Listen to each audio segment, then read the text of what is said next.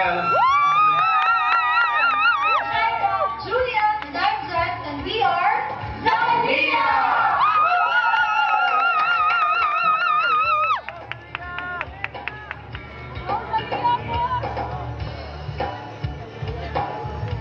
Title of the composition for group number 1 is Saribunok. This is a colorful, mythical bird popular in the Mindanao tribe and is a symbol of prosperity and abundance.